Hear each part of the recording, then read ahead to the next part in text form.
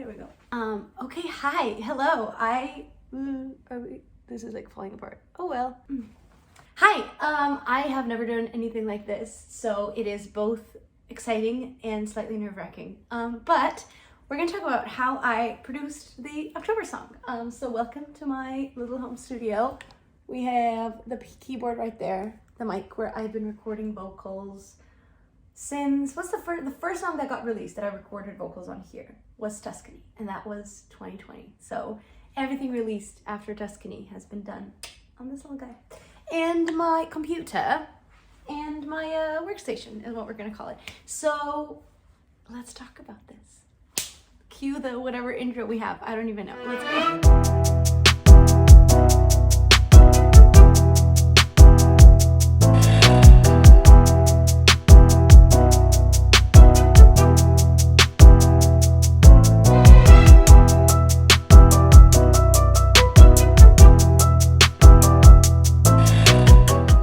As you can see, I have my session laid out, and I work in Logic. I was taught to work in Logic when I was doing my master's at Berkeley, and then I just kind of stuck with it. I know some people have preferences / don't like Logic as much. It's been working out for me. Plus, I don't usually like fully produce things out. I produce the demo, and then Noah, who is the producer, mixer I work with, will add some stuff. So this is like one of the first ones that everything from the session actually made it into the final track, which is kind of fun and exciting. As you can see, I love color coding. It's, you know, I just like it to be aesthetically pleasing when I work because it puts me in the Halloween mood or whatever mood we're working in. So this one has been Halloween mood. These tracks are already all cleaned up and looking nice because I had to send them off to Noah for mixing. Let's break it down. I swear there's something going on across the street. My neighbor's acting just a little too discreet. Whenever I start a song, I'll usually start with some sort of piano because I write the songs with the piano only. I've never written, or very rarely that I've written a song with like a production already in. So I'll be either at this keyboard or at my, piano that I record other stuff at in the living room, and that's how I'll write. And so by the time I get to opening a session and building the production for a song, I know the chords, I know sort of the vibe that I want to go for. And so I'll usually just record a single track of the piano playing the chords to kind of lay down the chord progression.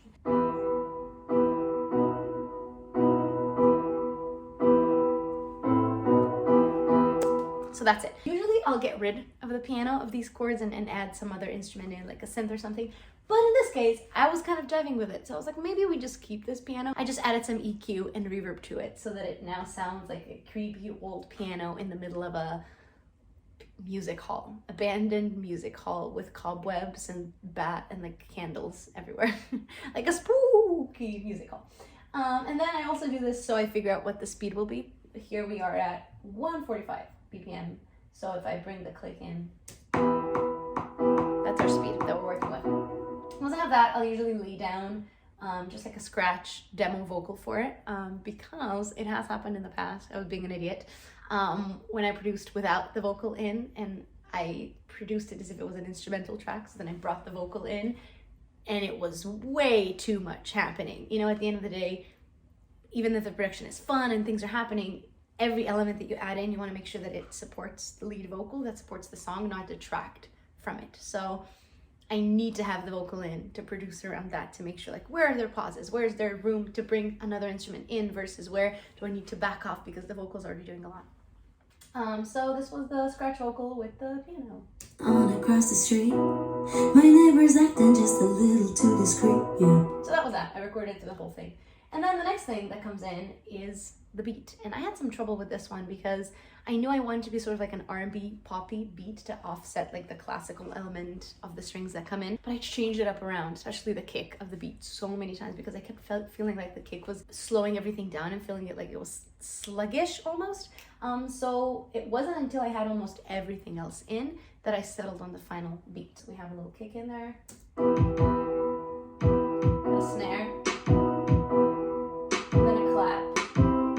Basically the clap is just doubling whatever the snare is doing to give it a little extra oomph. When you get to the pre-chorus, you want the energy to be turned up a little bit, so I just layered a clap on top of the snare. And then we have a shaker that goes throughout.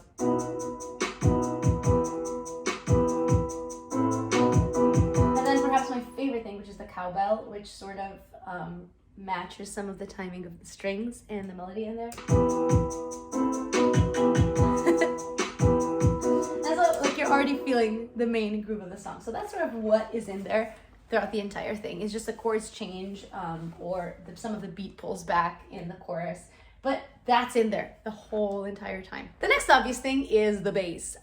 This song needs the bass to be pulled back a lot, just like giving you just very low end, single long notes, nothing fancy in the bass like you would in a disco song.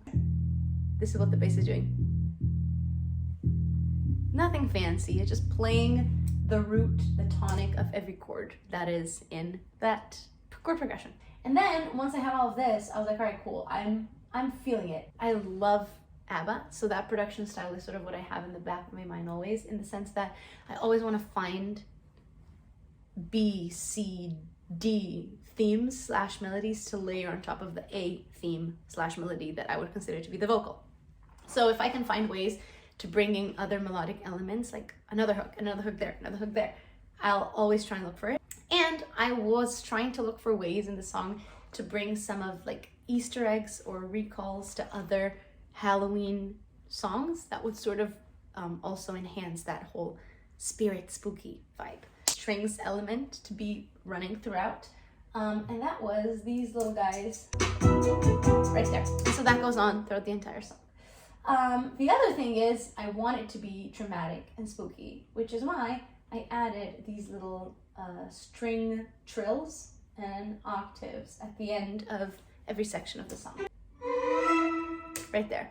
And I love the little scoop that the strings do. The song has a combination of live strings and some of the strings that I had in here, like the original MIDI synth strings, just because they have a really great, almost synthy sound to them that actually really worked for this song. And so when you listen to the final song, the main theme, that's live strings, but a lot of the stuff is also synth strings, or MIDI strings is what you would call them. And then I was looking for that B theme melody, and I came up with this.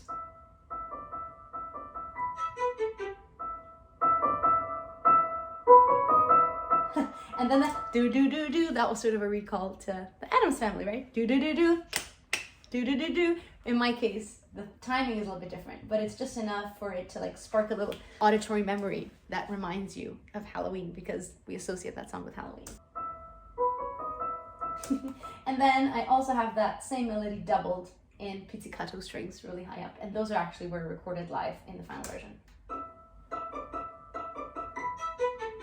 Just to give it that extra spark, that high end. And this is how it all comes together.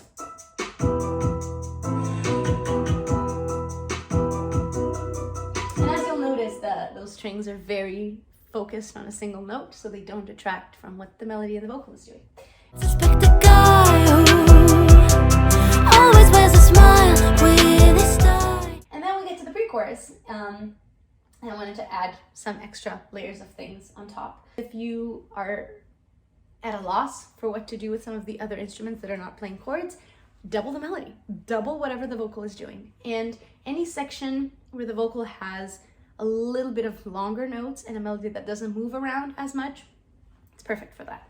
In that case, I have "Who Suspect the Guy Who," which is like the ideal timing / melodic pattern to have it doubled in the instrumental. So what I did is I used that same piano that's doing dum dum dum dum dum dum dum in the verse to do that same thing in the pre-chorus, but now with that same instrument, it's doubling whatever the lead vocal is doing. And it's once again doubled in pizzicato strings.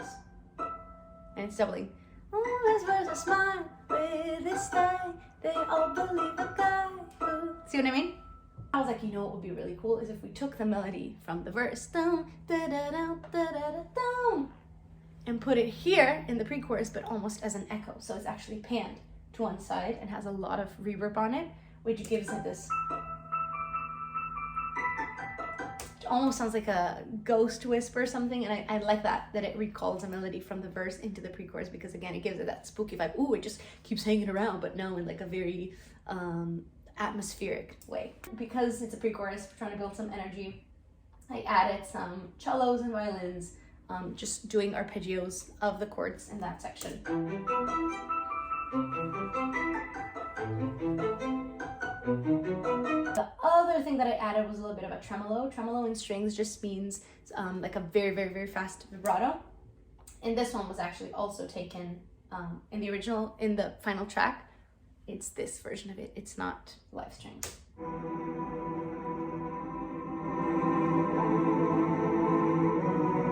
You know, that just builds tension. And when I found the voicing of the chord, so like how you switch around the notes in the chord, it actually reminded me a lot of a Bond theme, especially this part. That's such a Bond thing. So this is layered on top of the cellos. We're building tension, man. Tension, man. Oh my god. And then the very last thing, which I was most excited about, is a lot of the times in pop music you'll hear, or not hear, producers will use what is called a riser, aka just like a synth or sound effect that increases in volume and pitch at the same time. And it's not necessarily like a definable pitch, you just put it there to give that extra feeling of tension that can then be released in the chorus. So it's a way to make the transition between a pre-chorus and a chorus even more impactful. I was like, what if we use a riser but not actually a riser? So I went on YouTube, and there's a ton of copyright-free horror movie sound effects that people use in their student projects or like in indie films. Some people just record these sound effects and put them online for you to download for free. And so I actually downloaded a bunch of them last year when I was doing like a little quick thriller cover for Halloween. And so I had a bunch of these saved in my Logic. And so I found this one, which was supposed to be some sort of like a horror effect. You know, when before you feel like someone's gonna get killed, they do that sound effect, the riser. And so it's this.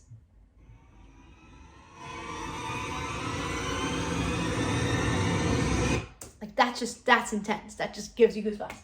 And so I was like, what if when I found this from last year, I was like, what if I use this and layered it on top of the production and use it in place of a riser? So now you can hear it in the background if you listen really closely in the pre-chorus, and it's like it just builds the tension. It gives you like more, it gets more and more nerve-wracking. Where can we get from? Comes in now.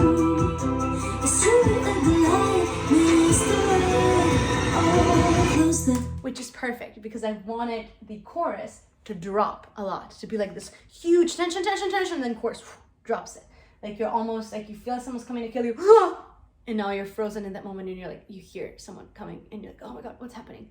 And so the fact that I had that riser in there helps build that whole tension and makes the chorus where everything releases even more powerful. Close the windows, lock the door. It's late at night and I hear footsteps on the floor. And so basically everything drops out in the chorus except for the bass and the beat, the kick and the snare. I wanted to get out of the chorus somehow, and I was like, what if we sort of do a recall to this spiccato violins melody in the verse where they did this, and then we put it in a pizzicato string at the end of the chorus to lead us into that Hungarian dance number 5 right there.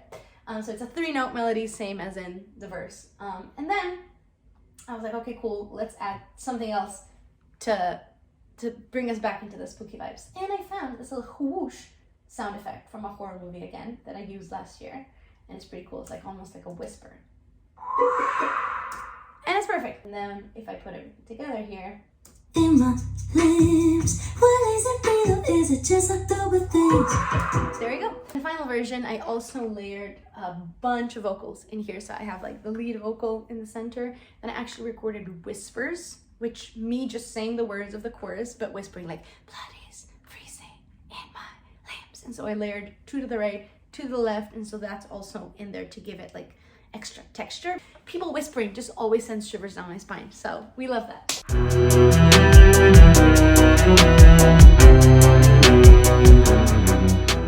Last thing is the post-chorus. Here, it's like the culmination of everything. And again, I'm using the same instruments that I've used before. I'm just having them do slightly different things to build or detract energy. In this case, the main piano chords are now no longer doing that like slower rhythm, syncopated rhythm, but they're doing this.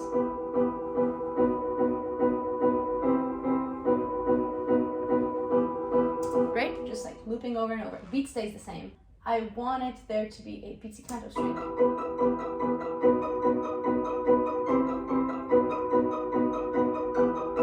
It reminds me, it gives me more, I wanted to make sure that this song didn't sound too like serious and spooky, but I wanted still to have these very playful, almost Disney Halloween type of vibes. You know, like I didn't want it to be a serious, murdery haunted house, but the haunted house in Disneyland. The Skeleton Jack, is that what his name is?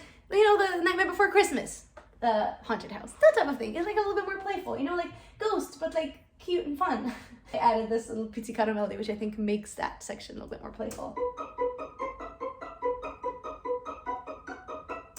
Fun. I was like, what other instrument can I layer here that would give it more Halloween vibes? And I was like, well, you need an organ, right? Every Halloween spooky song needs an organ. So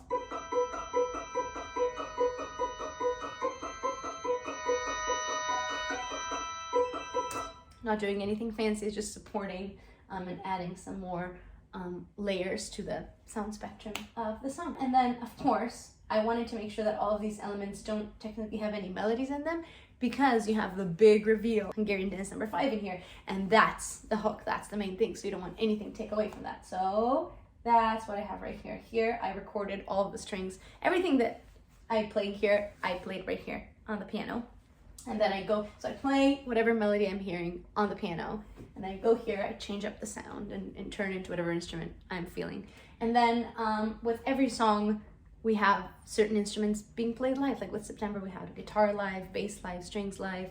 Here, we had only strings live, because that was like the main element that I really wanted to make sure that it has feeling and passion that you don't really get through MIDI strings, especially if they are longer notes. You don't get that vibrato, the oomph that a live player gives it. And the player that we've been working with all year has been Yoed. He's absolutely incredible, and it's just, I cannot imagine any of the songs this year without him. But this is what the melody is. This was all played on the piano right there. So I had to figure out, I knew I wanted to use Hungarian Dance number 5, but then I had to change the key, because I think originally it's in G minor and this song is in E minor. So I transposed everything down and figured out the melody in E minor. And now this is what the post-chorus sounds like.